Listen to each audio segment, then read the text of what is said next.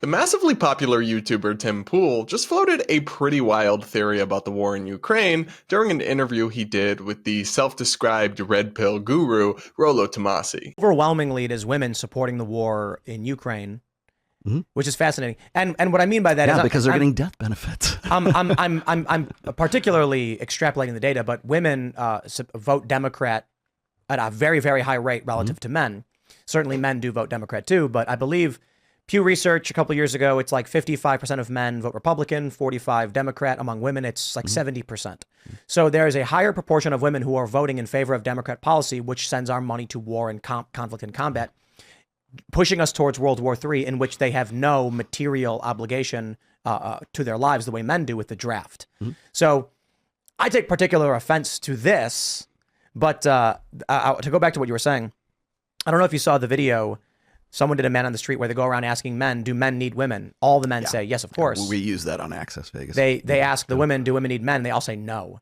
And so my point about war is many of these women, 70% voting Democrat, are pushing us towards a massive war, where as soon as the war breaks out, they immediately turn around and beg the men to save their lives. I have some questions. But first, I'm Brad Palumbo, and welcome back to Mediaite, your home for commentary and coverage on the intersection of media and politics. So anyway, I was curious about this theory Tim Pool floats here that apparently women are more likely to support the US war in Ukraine and are really the ones pushing our continued involvement. It was hard to find polling on US involvement in the war that actually broke it down by gender, but when I did, it didn't really seem to back up this notion. Gallup polling found that 39% of men believe the US should maintain financial support for as long as Ukraine requests it, while just 36% of women agreed. So, at least according to that poll, women would appear to be less likely to support continued involvement than men. Although truthfully, the margin here is slim enough that it's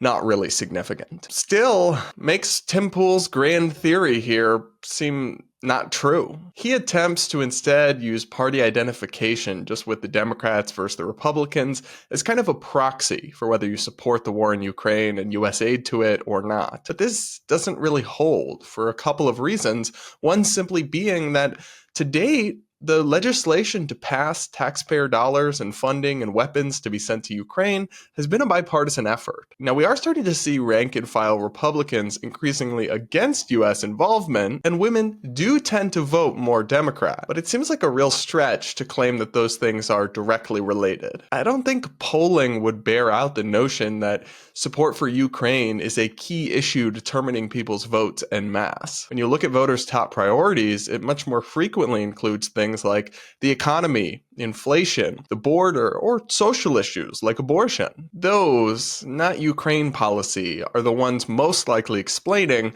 the reason that women continue to vote for the Democrats more often than they vote for the Republicans. I also found Rollo Tomassi's claim, just kind of thrown in there nonchalantly, that women might support the US's involvement in Ukraine more because they get death benefits if men are killed.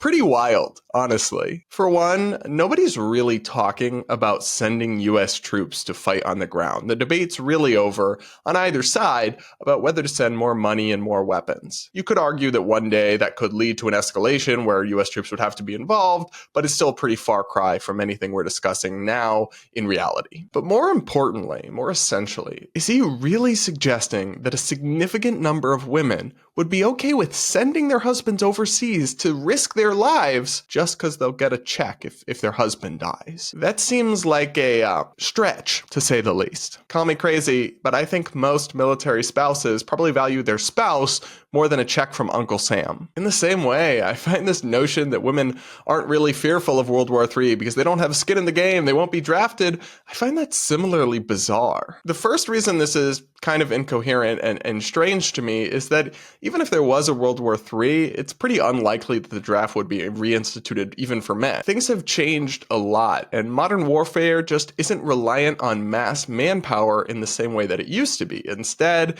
it's fought in things like cyber hacks and cyber warfare and drone strikes and other things that require specialized military personnel, not just huge numbers of raw conscripts. But also, even though they're not eligible for the draft, women still have a lot of skin in the game when it comes to the prospect of a World War III. The potential nuclear missiles that would come raining down from the sky aren't only going to obliterate men instantly, pretty sure the fireballs would burn without respect to gender. And there's so many other ways that they would be directly impacted and harmed by this kind of global conflict that it's just strange to me to suggest that just because they wouldn't be drafted, they have no skin in the game. More importantly though, why is gender even being forced or inserted into this debate? The conversation about whether the US should send taxpayer dollars or weapons to Ukraine is an important policy conversation we should really be having. But like is so unfortunately common these days, even a topic like this seemingly can't escape the culture war. Alright guys, that's it for this video. Let me know what you thought of Tim Pool's comments and my take on him in the comments below.